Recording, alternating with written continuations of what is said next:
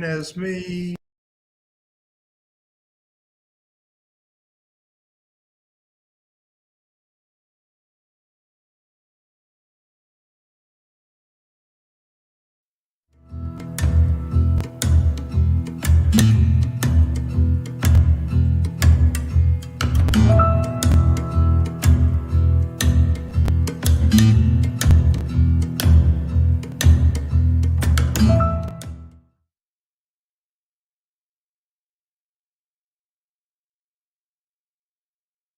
Welcome Home Radio Podcast. Are you looking to buy or sell your home? Our team is here with answers to guide you through the buying and selling process. We encourage you to ask questions. Please comment on this show or visit us at welcomehomeradio.net for more information.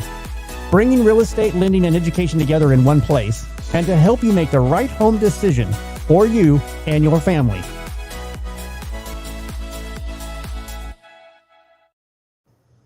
And welcome to Welcome Home Radio, where real estate lending and learning come together.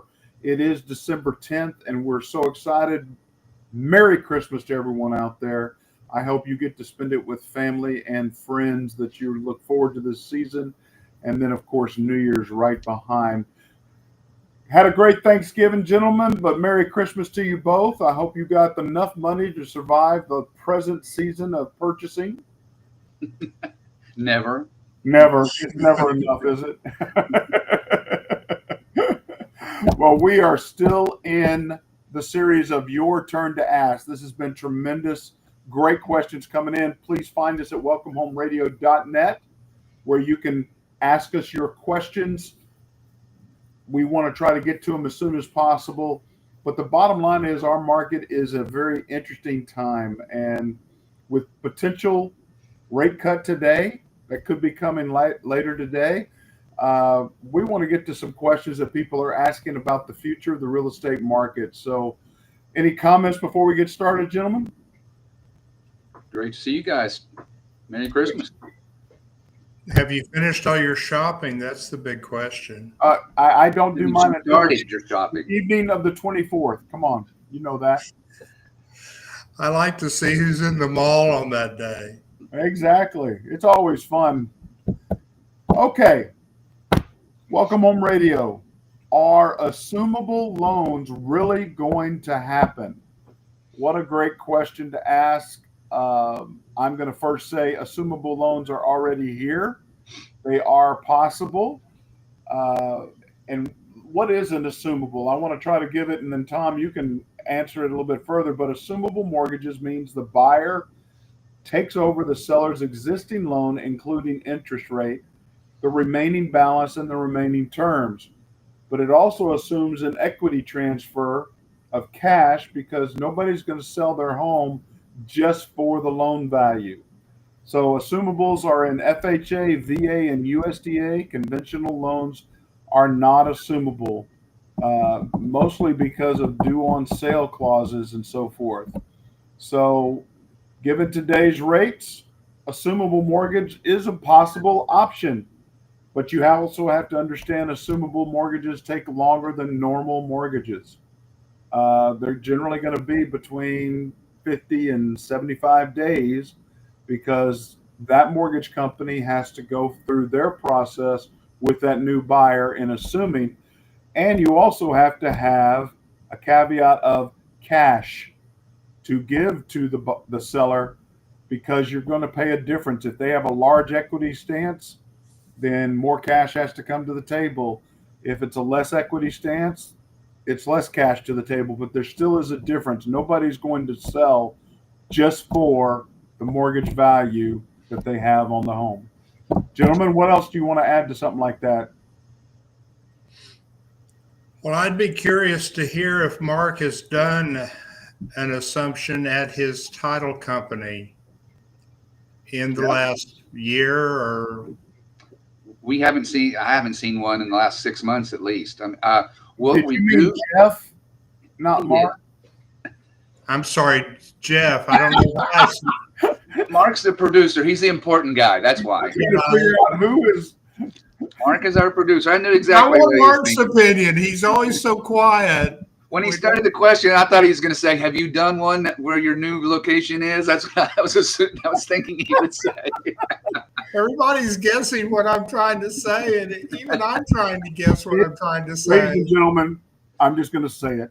It sucks getting old. It just sucks. I mean, My brother Mark is living with us, and I was wondering if he was going to hear the show because he's in the next room adjacent to us. Jeff, have you done an assumable loan lately? I have not. What we have ran into though is there's lots of people doing what's referred to old school wraps, and that's not a good way to go about it. That's just there's risk, there's reward, but there is risk there as well. And they're not asking for a new policy from us. So as a title company, we're not closing those unless they're going to obtain a new policy. And that's pretty much across the board. But we just haven't seen it lately. Everybody's talking about it.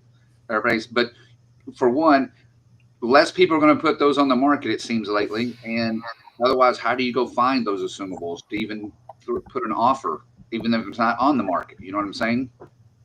Well, I think every realtor I know that thinks they sell on, hey, you got a great interest rate, let's do an assumable offer and we'll get a lot of business.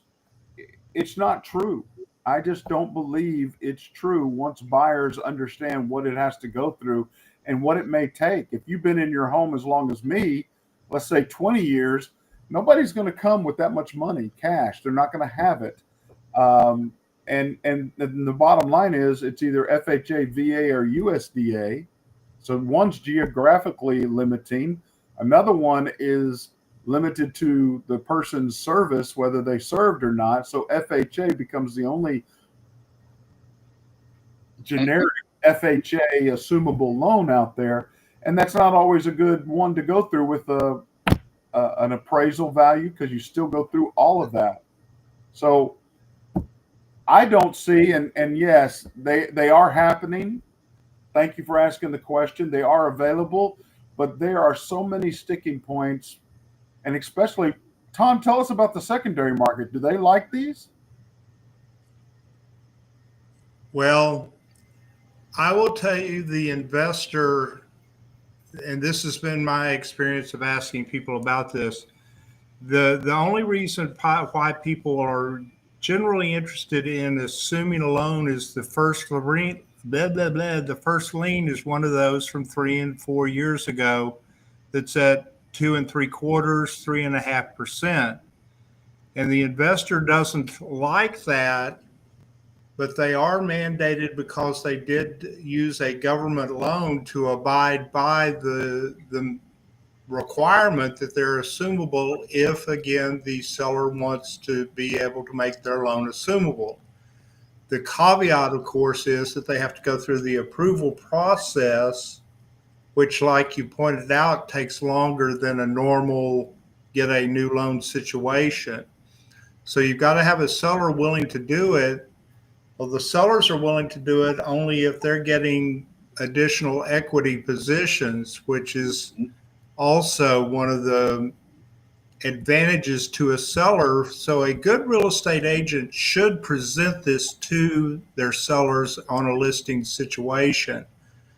But out of the other side of my mouth, is it something the investment or the secondary market likes? Not necessarily, but they're also a little bit more likely to do an assumption than they are to do a new loan for somebody, because typically, like you mentioned earlier, there's a larger equity position that the buyer has to come into the purchase with.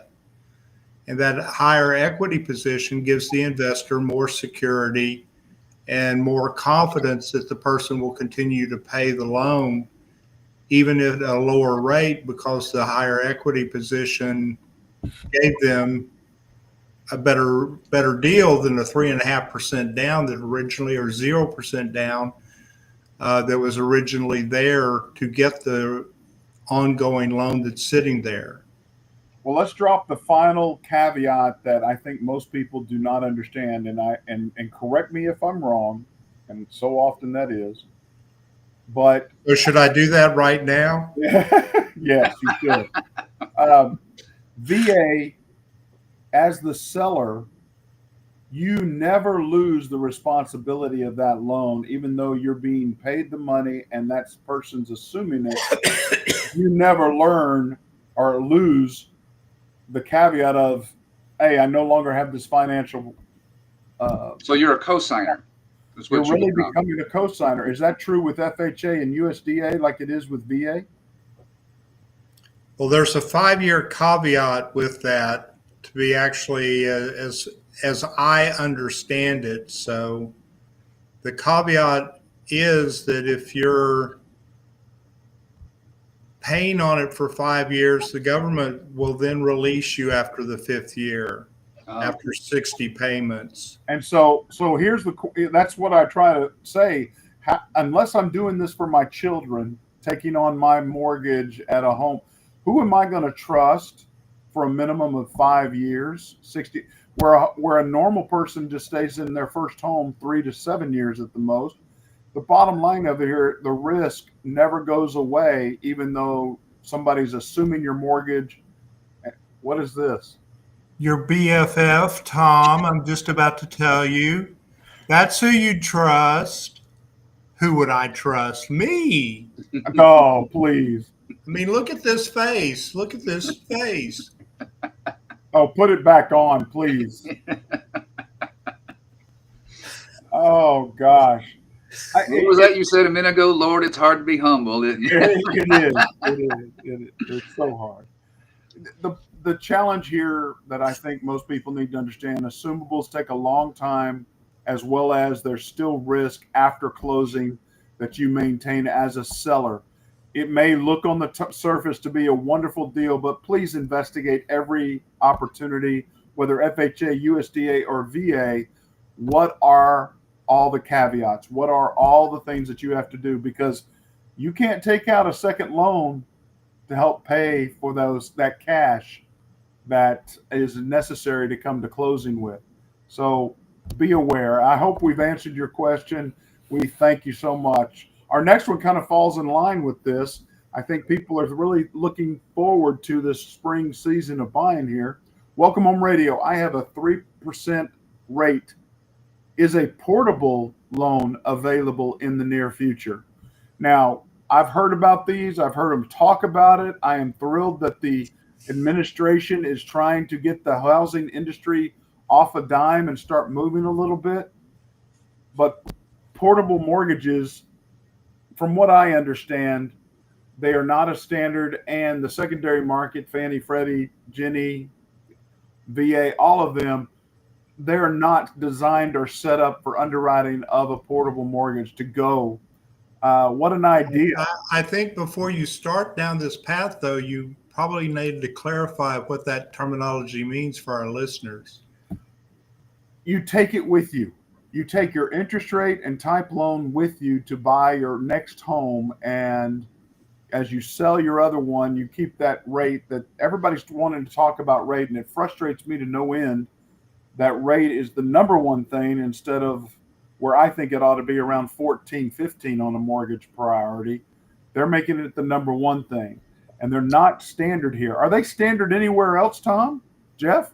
I mean, is this portable done in other countries? Because I'm not very familiar with them at all. Because the thing that pops in my mind, how can you just say, okay, we're going to let you get a 3% rate when you buy this new house? Well, it's a larger home. What's your debt to ratio income? How much of that has changed? You're going to have to get pre-approved. You're going to be reapproved, are you not? Yeah, what's your credit? It's a lot of what has changed since you bought the house you're in with that 3%. They're going to put some, if they're there, I'm not familiar with them, but if they're there, they're going to put some heavy stipulations on them, is my guess. And a portable mortgage, you're trying to transport your interest rate, your loan to another house or home and assume. I just don't see how this is ever going to pass. It is not available, and it's at least between 12 and 24 months out, if it's even going to happen. And unfortunately for the consumers, I think these are ideas that the feds are working on, thinking about, and going through. And this isn't the only one we know, because we hear other rumors, but it gets out in the public. And now people, just like the rates, they're going to say, well, I'm just going to wait till this gets passed, and we're going to do that in 6 weeks. Well, that's unfortunately for the public and consumers, that's what happens so often. And these were just throwing things against the wall. We want to help the American people. We want to help make things better, but it has no sense that, or means nothing in all that you hear about it that it's going to take place. That's for sure. Can I remind our audience of one thing that is interesting to me that most people don't know?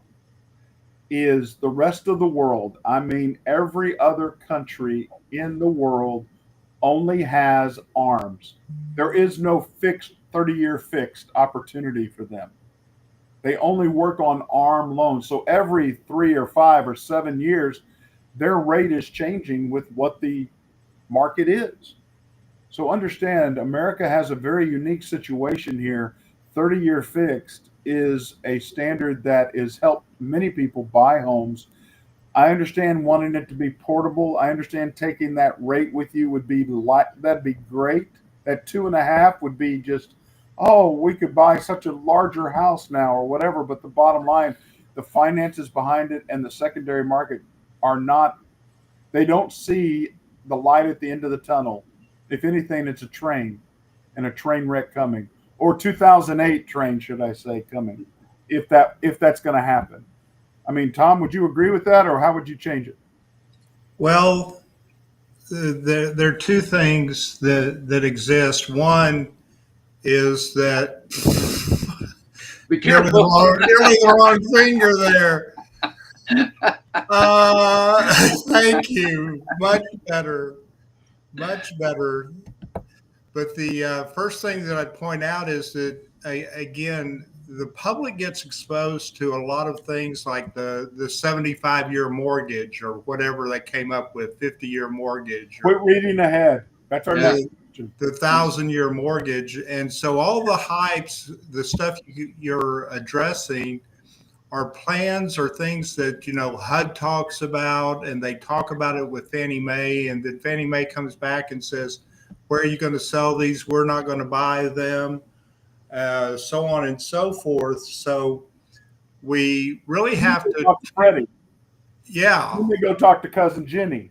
And then talk to Cousin Fanny. So they're all trying to get a grasp on what might make housing more affordable. And that's kind of the lip service that's being paid. Whereas the reality of some of these ideas get really out of scope with what is the realistically what a market can bear. And we've already seen the market back in 2006, 7, and 8 bearing types of products that it could not support and the consumer could not support. Let's remind people what happened then. If you could breathe on a mirror and it would fog, you could have a loan. That's what happened back in 2006 through 2008. Exactly. Mm-hmm. So that's a big thought process as far as that goes with regards to what we're talking about, portable type loans that are out there, or they come into existence. So I guess I want to say they're not a standard yet. Buyers should not rely or wait on that being available anytime soon. It is something that regulators and lenders are discussing, but there is no traction as of yet that we are aware of that come into even 24 months time frame for the market. So please don't be waiting on that. That is still mostly theoretical. Agree? Okay. Absolutely. WHR, I am looking to buy, and thank you. I'm glad people are out there, but is a 50-year mortgage going to be real shortly? Now, you just brought it up, talking about 50-year mortgages. What they're just trying, again, they're trying to stimulate the market. And so therefore taking a 30-year, turn it into 50 years, making the DTI shrink a little bit. And again, you got to understand residential mortgages are interest heavy in the front. So you're going to be paying more on interest in these. And it's a lifetime. I mean, it's a lifetime loan. We have to understand nobody stays in their first home for 3 to 7 years. You never pay off a mortgage. It's very rare until about your third or fourth home, and you're ready to pay it off as soon as you can. So getting people into the market is the hope. They're discussing it. 50 years to traditional 30-year. All they're doing is extending out so that the payments shrink and debt to income can work. Is that a true statement, or is there something else here I'm missing? I think whoever asked you that question should call you and let you run the numbers for them. I don't think it's as pretty.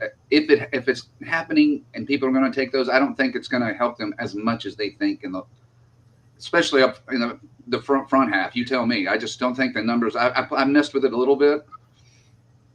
And I don't know of a single secondary market buyer wanting to go into a 50-year mortgage.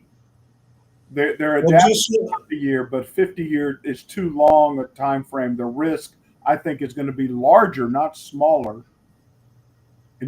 Tom, what do you think? Well, 50-year mortgage for me right now would be great. You're leaving it because I know I'm going to be living to be 130, so there's no problem there. Really? Wow.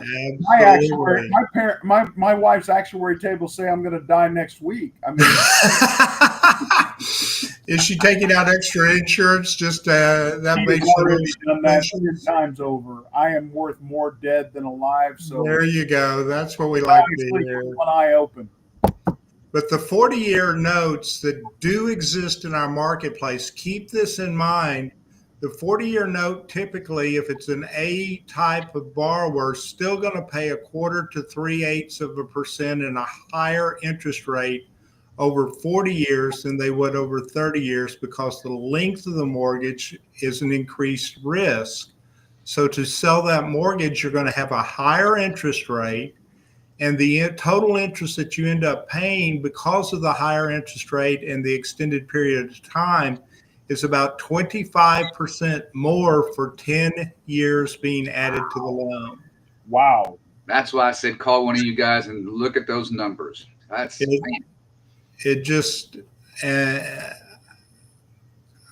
beside myself when I talk about products like this, because if you're a 25-year-old person getting a 40-year mortgage, that means what would be the last time you pay it, what the last payments you have when you turn 65.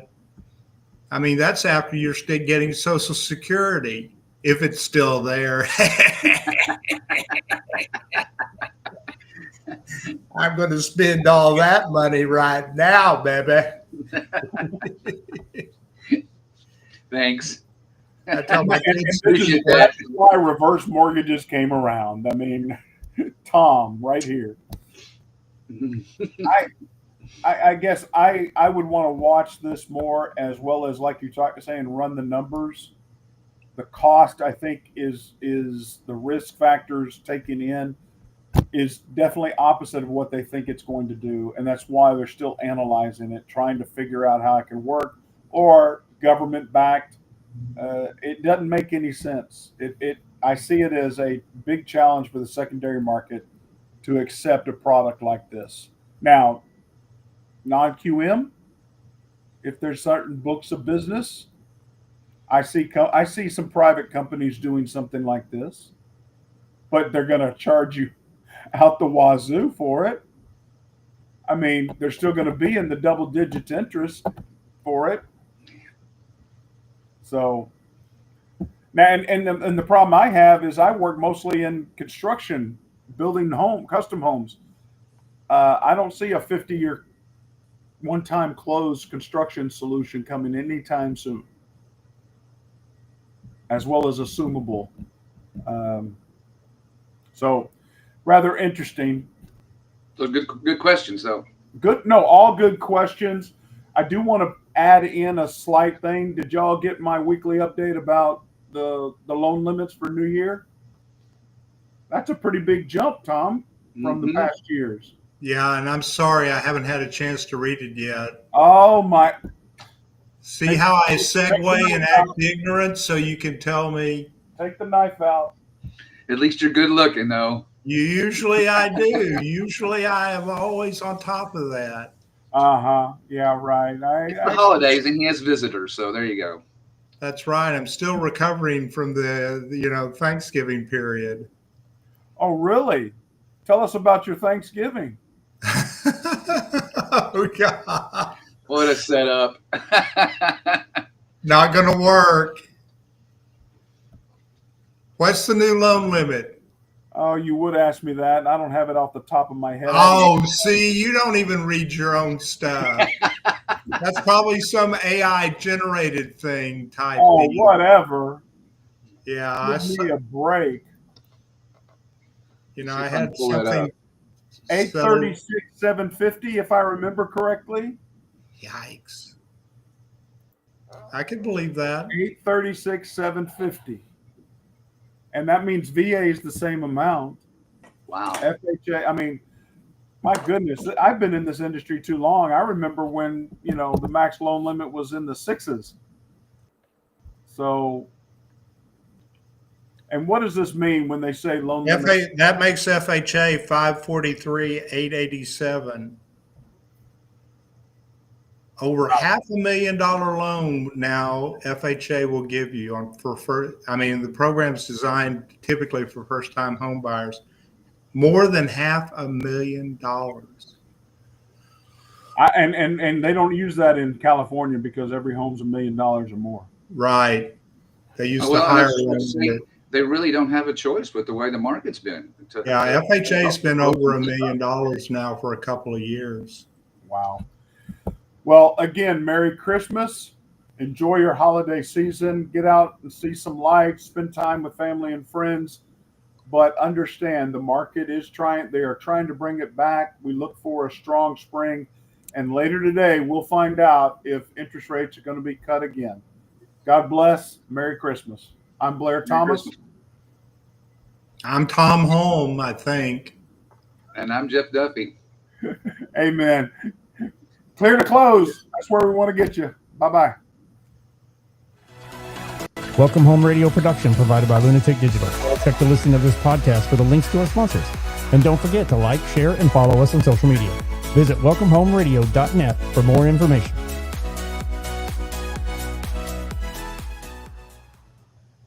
This was a Lunatic Digital production. Visit lunaticdigital.com for all your digital needs.